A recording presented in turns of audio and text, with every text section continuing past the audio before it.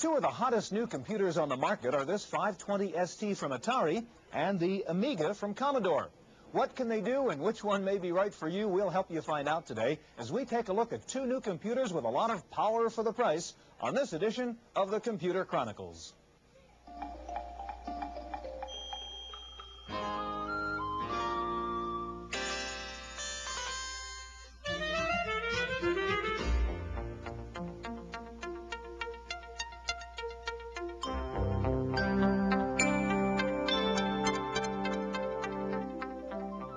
The Computer Chronicles is made possible in part by grants from AFIPS, the American Federation of Information Processing Societies, a nonprofit federation of 11 national societies for computer professionals. AFIPS, Leadership and Service in Computer and Information Technology. Additional funding is provided by McGraw-Hill, publishers of Byte. Byte's detailed technical articles on new hardware, software, and languages cover the latest in microcomputer technology worldwide. Byte, the international standard.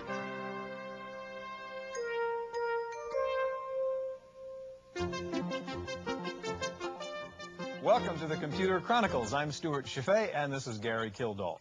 Gary, these two rather old-looking computers are really just about a year old here. The Commodore 64 and the Atari 800. These represented the battle between the low-end manufacturers just about a year ago. The 64, very successful. The 800, really the last machine before Jack Tramiel took over Atari. Today, the battle is different. There's the Commodore Amiga, the Atari 520 ST, very sophisticated machines.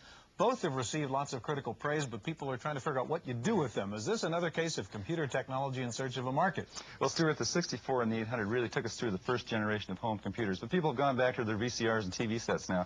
And to get the consumer attention, a second generation machines have to have higher resolution, more color, faster animation, better sound capability. That means higher performance processors and more memory. Now, these new machines, the 520 and the Amiga, give us that hardware capability, and it's really up to the software developers to make it happen. Today, we're going to get up close and personal with the Commodore Amiga and the Atari 520 ST to see if one of these machines is just right for you. Now, before the computer manufacturer can sell you on a computer, he's got to sell the retailer first. So we're going to begin by going to Comdex in Las Vegas, the Computer Dealers Expo, to see how Commodore and Atari are pitching the middlemen. Comdex, Las Vegas, 1985. At the world's largest computer show, Atari held court at one of the biggest booths on the floor. And at the centerpiece of the display was the star of Atari's computer lineup, the 520 ST. Nestled inside Atari's sprawling booth were dozens of software vendors, each with a sign and just enough space for a chair and a computer. Atari seemed to have at least two goals in mind: a highly visible presence at the show, and a message to dealers that this was one computer company that didn't forget about software. From business to education to sophisticated graphics, the substance of Atari's show was the extensive variety of its software. Atari's most likely competition, the Commodore Amiga, was conspicuously absent from the Comdex show, although Commodore did hold private meetings with potential dealers. But in spite of its low-key sales pitch, Amiga has successfully wooed some unlikely dealers. Now, our focus as a store has primarily been on business software, business computers, business users. So this is a little bit breaking new ground for us in that this machine has certainly a lot more of a home kind of focus than what we normally deal with. The Amiga's dazzling graphics and advanced hardware has attracted equally sophisticated retail buyers. So far, it's kind of been half and half between people who are just kind of anxious to have the latest and greatest and people who are interested in writing software for it. There are a lot of people who are extremely interested in writing software who haven't got into it yet because they're just kind of hanging in there waiting to see what the consumer response is going to be. And the consumer response has been great.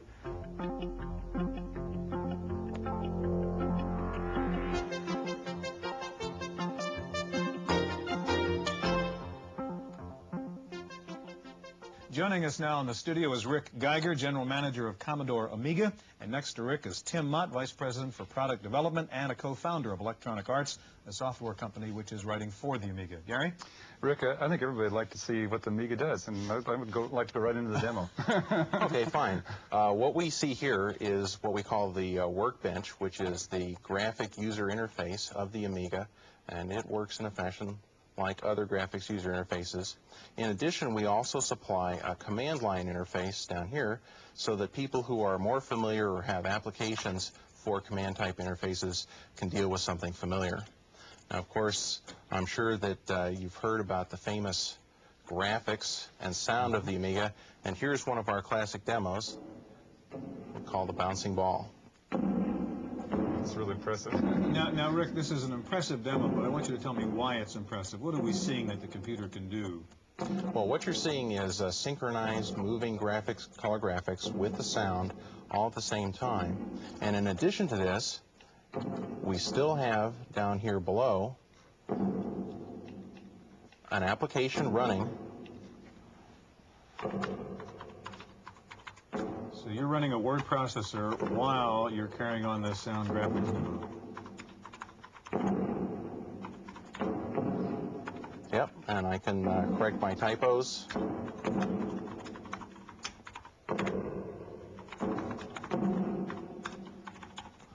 Now, Rick, we've heard a lot about special graphics hardware that's available on the Amiga. What basically is behind this? Well, what's behind this is 25 DMA channels. You may want to lower the bouncing ball, Rick, so we can hear you a better sound. Thank you. That provides for all of the graphics rendering functions, the hardware bit, all of these controlled by DMA channels so that they don't load down the 68,000. And in fact, in my office, I frequently run a telecommunications application along with word processing while simultaneously doing printing. So I'm sure you're familiar with the popularity of the Sidekick type programs, and with the multitasking features of the Amiga, this makes those kinds of things very simple to do. Oh, go ahead. Yeah. Okay. Yeah, Tim, I want to get you in this. Electronic Arts is kind of going heavily into writing for Amiga, as I understand it. Tell me, number one, why you're excited about writing for a machine like that. Well, the first reason is when we started the company 3 years ago, we envisioned a home computer of the future that would support much higher quality audio-visual effects than was possible 3 years ago. And we knew enough about the technology and custom VLSI technology to realize that that was something that was going to happen around this time frame. And when we first saw the Amiga, which was in prototype form about 2 years ago, it was real clear that was a machine that had this kind of potential. Okay, it looks like Deluxe Paint is up here and running, so... Is that one of EA's new products for Amiga? Right, Deluxe Paint is the first in a series of creativity products for the Amiga. Deluxe Paint is a painting program. In addition to all the usual features that you find in a painting program, it's got some unique features. Okay, Rick, you going to show us what goes on here while Tim talks? Is that what's happening? Yeah. Yeah, this we're still loading up some disk files up, so they'll be up in a moment. Now, so how do you see someone using Deluxe Paint? This is, you say, creativity tool? It's a creativity tool. It's unusual in that it has enough features and powerful enough features for a professional user, but also has a lot of simplicity in the way you use it, such that it will be usable by consumers and people in the home. What other kind of tools would you be coming out with? Well, as I said, this is the first in a series, all of which will enable data to be exchanged between them. There's a deluxe printing program which will make it very easy to create banners and meeting notices, greeting cards, things like that. There's a deluxe music construction set, which is a version of a product that we currently have available on the Macintosh for music composition. And the last one in this series is Deluxe Video Construction Set, which will make use of the unique video features of the machine to enable someone to very simply put together video special effects. Okay, what we see here is a rendering of Botticelli's Venus. Now, is that an original piece of art done on the Amiga or a digitized version? No, that was done from scratch on the Amiga using this paint program. And someone knew how to use the program. Right, this was done by a graphic designer. Okay. Here's another piece that was done. This is a picture of King Tut. You'll see here that what Rick's doing is using the menu features of the Amiga to bring in additional drawings. Here's a waterfall that was done, and this actually shows the color cycle animation capabilities in this software. You'll see that when he turns cycle on, that the water's now cycling and creating the effect of a moving waterfall. And you're doing this by changing the palette colors? Doing this by changing the color map registers in the hardware. Rick, briefly, this is very impressive stuff, but people are asking the question, as Gary and I talked about at the beginning of the show, of who do you think is going to buy the Amiga? Where do you see it being used? Well, I think the major strong point of the Amiga is that first and foremost, it's a powerful general-purpose computer. Added onto that is multitasking built in from the beginning. Then we took a look at what are the kinds of constraints that people bump into in trying to get their personal computers to do different things. And those are typically anytime they start to do any graphics, the performance goes away. Anytime they try and do any sound, the performance goes away. So if you want to design a friendly graphics user interface, then the very first thing you start having is performance problems. And with the custom hardware, we've been able to take care of all of that. Okay, gentlemen, thank you very much. So we've gotten an introduction to the Commodore Amiga. In just a minute, we'll look at the Atari 520 ST, so stay with us.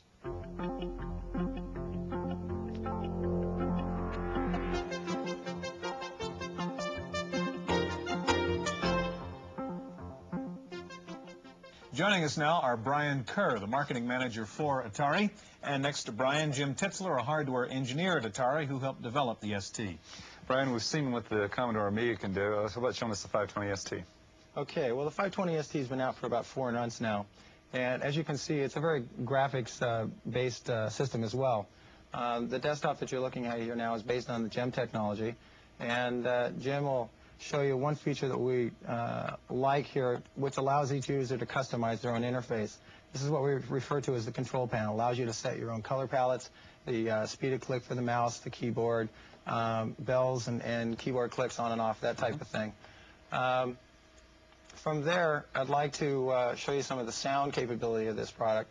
The 520 ST has a built-in MIDI interface, and I'll let Jim describe this a little further. MIDI is an emerging industry standard. It's the musical instrument digital interface, and it allows a computer to sequence a series of notes going to a synthesizer. For instance, here we have it connected to a rather elaborate synthesizer that allows us to either play music through the synthesizer or to actually record an artist playing at the keyboard and do the same sorts of things with music that you would do with a word processor. You can time sync the music or transpose it. Probably ought to mention that there is a synthesizer down on the table here that is actually producing music. Right. And you're just picking a song file from here, which is going through the synthesizer. Exactly.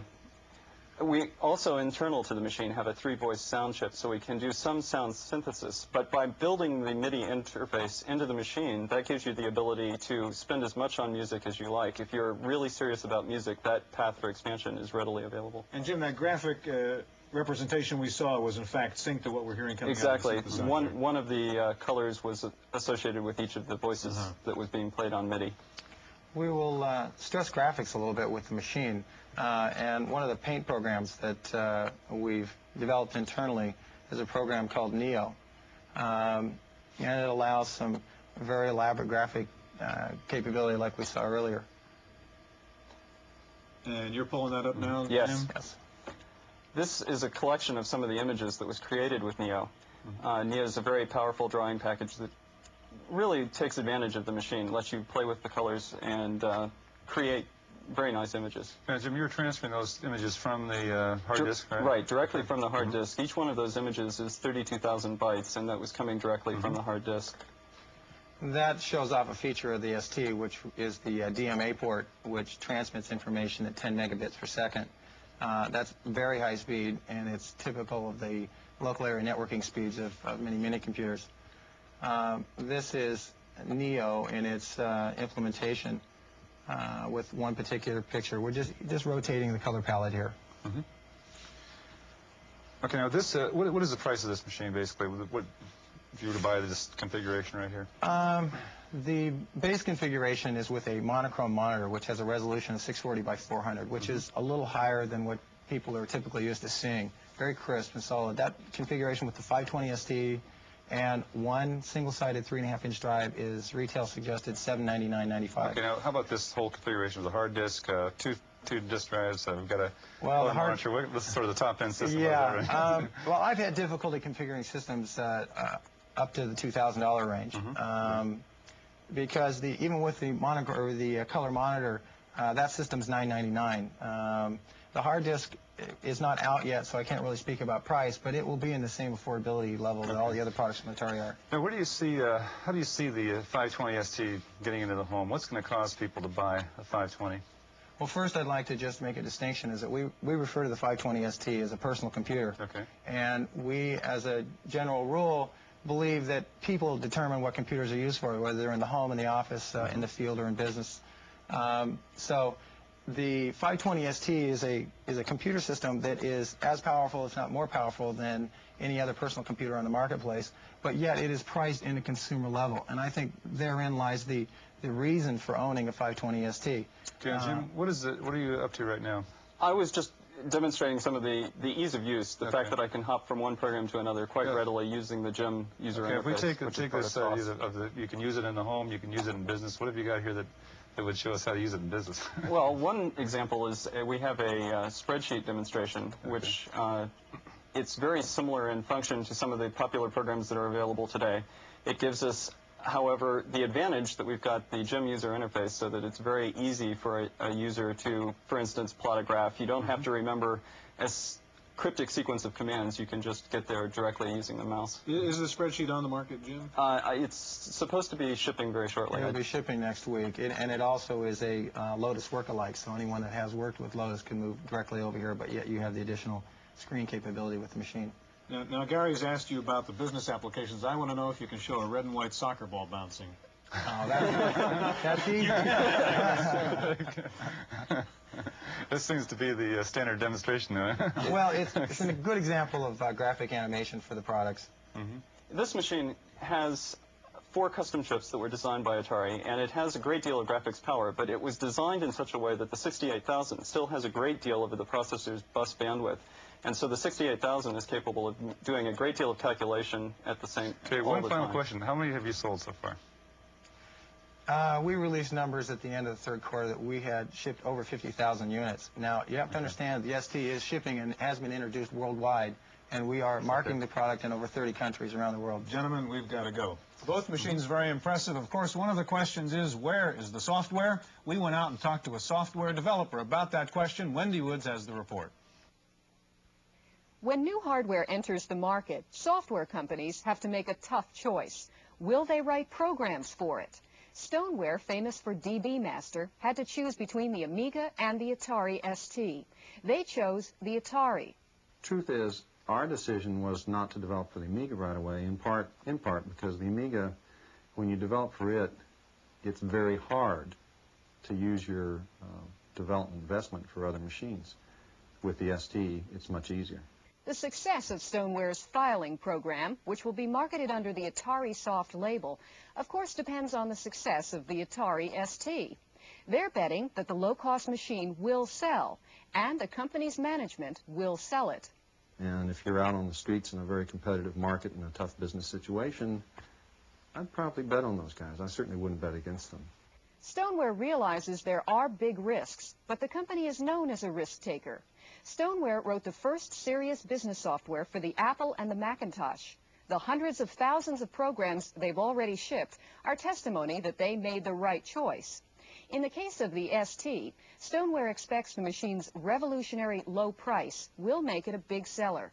Stoneware eventually plans to make software for the Commodore Amiga, but for the moment they'll concentrate on more Atari ST products, certain that getting in there first with low-price software for a low-priced machine will pay off. For the Computer Chronicles, I'm Wendy Woods.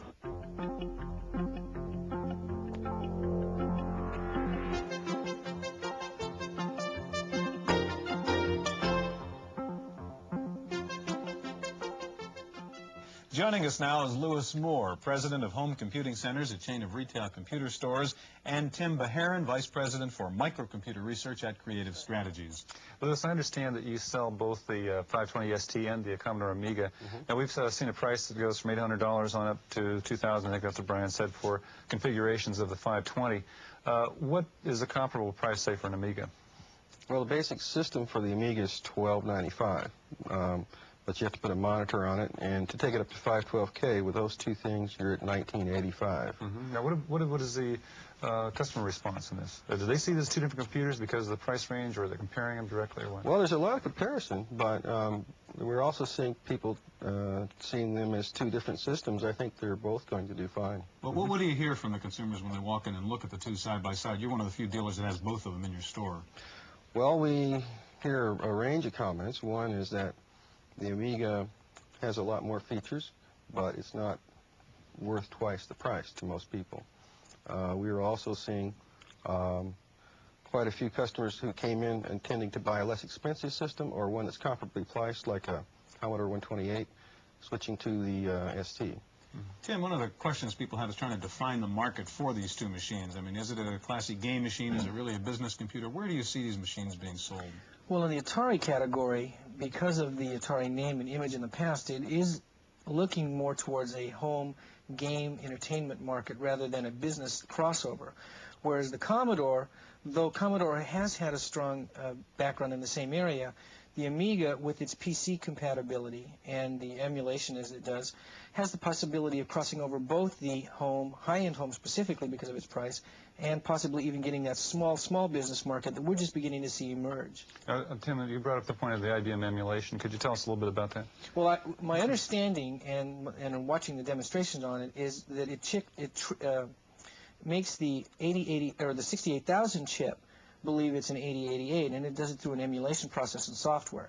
Unfortunately, by doing it that way, it is very, very slow. Okay. And it is our assumption that the best way, of course, to do that would be to go to a hardware interface, and perhaps someday Commodore Amiga will do that as well. Lou, apart from the Amiga versus the ST, how are they positioned versus the other machines? I mean, is Amiga really going up against Mac? Is that how buyers are perceiving this? Quite a bit, yeah. But also we're seeing new buyers, really, who haven't purchased computers before and have been thinking about it, and now that it's here, they're coming in to look. There's a lot of interest. There's been a lot of press on the machine, and so we get 20 or 30 calls a day on it. We have waiting lists for it, and it's gotten a great deal of attention from people who weren't in the market. Now, if you could kind of characterize a consumer of a computer system like this, what is it they really want when they walk in the store? They look at this and they say, well, we'd really like to have, what is it?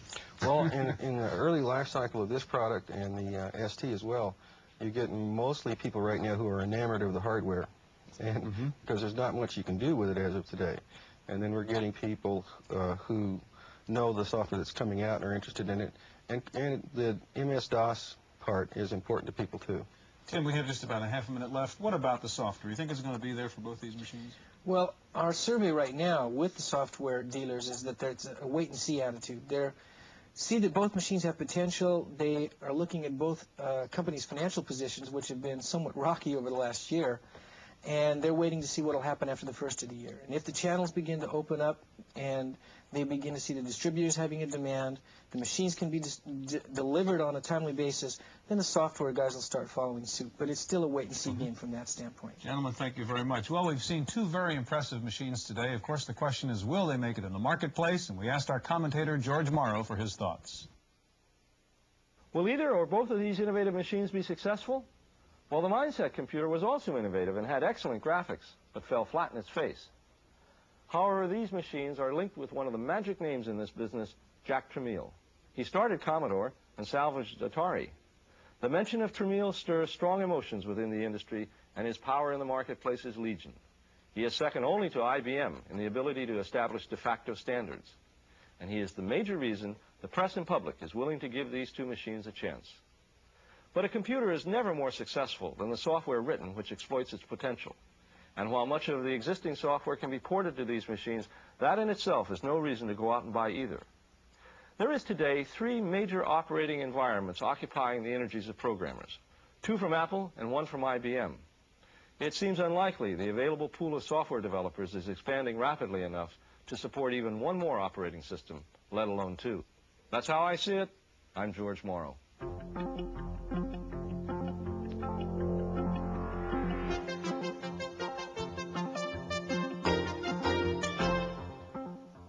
In the Random Access file this week, an encouraging report, if you're a consumer, that software prices are going to fall. Several industry executives and analysts are predicting price cuts for all kinds of software, from games to business packages. A DataQuest report says there are now 27,000 software programs on the market, with a new product being introduced every 11 minutes. One New York analyst predicted that software prices could fall by as much as 50% by next year. A company called Cozen Systems of Connecticut has introduced a new product called SoftStrip, which encodes data or program information on ordinary paper. These strips can then be read by a scanner directly into a computer. Cozen says 17 magazines and text publishers will soon be including the soft strips in their publications. That means you can just slip the page into a scanner and enter the data or program directly into your computer.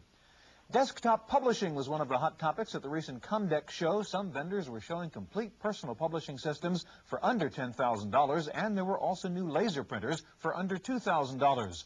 And you know PC publishing must be hot when in today's climate, 2 new magazines have just been introduced on the subject, desktop publishing and personal publishing. Time now for this week's software pick, and here's our reviewer, Paul Schindler. When I was a kid, if you wanted to buy and sell things, you did it on a Monopoly board. We used to play for days on end. Eventually, it got a little dull because you always knew the prices, and eventually you got to know Community Chest and Chance pretty well, too. Well, since greed is such a fundamental human emotion, it was only a matter of time before a trading game came to the world of personal computing. It's here. Its name is Wizard of Wall Street. This program has a great opening screen. You begin each month of trading with research and a review of your net worth. It's interesting that new research costs money, but old research reports are free. You can buy and sell, or, for the esoteric, there are puts, calls, and options. This is a real-time game with a news ticker and a stock ticker. If you don't execute your trade fast enough, prices change, and you make or lose money pretty fast. If you panic, you can freeze the trading day to give yourself time to think about things. Wizard of Wall Street was written by Multisoft of San Rafael, California, and is distributed by Synapse Software. The program offers a lot of fun for $45. For the Computer Chronicles, I'm Paul Schindler. The Japanese company Ricoh has introduced a fascinating new product called the Write Board. It's an electronic blackboard, it's actually white, that automatically captures whatever is written on the board and saves it in a computer. You can then display the blackboard's contents on CRTs at other locations or get hard copy printouts to keep a record of what was on the board. The Ricoh Write Board can handle graphics as well as text. In our legislative update file, the United States, Japan, and Canada have agreed to eliminate most tariffs on computer parts and peripherals. The American trade representative to the negotiations said the agreement would lower costs in the U.S. and save the industry about $172 million a year. A major computer problem at the Bank of New York last week held up the delivery of $25 billion in government securities. The computer problem forced a large overnight loan from the Federal Reserve Bank and temporarily drove federal fund interest rates down when reserves rose after securities were not delivered. The transfer of government securities is done almost exclusively by computer with no actual paper transactions. This was reported to be the biggest computer snafu ever in the federal banking system. Finally, if you own a new Buick Riviera, you are the proud owner of 10 computer systems hidden inside your car. The 1986 Riviera's computer system takes over the functions of 91 controls and gauges found on conventional cars. All the computer controls are represented on a touch-sensitive computer screen, and when you take the car in for servicing, the mechanic simply plugs your computer into his computer, and the car's systems report out on what's wrong. Maybe. That's it for this week's Chronicles. We'll see you next time. The Computer Chronicles is made possible in part by grants from AFIPS, the American Federation of Information Processing Societies, a nonprofit federation of 11 national societies for computer professionals. AFIPS, leadership and service in computer and information technology. Additional funding is provided by McGraw-Hill, publishers of Byte. Byte's detailed technical articles on new hardware, software, and languages cover the latest in microcomputer technology worldwide. Byte, the international standard.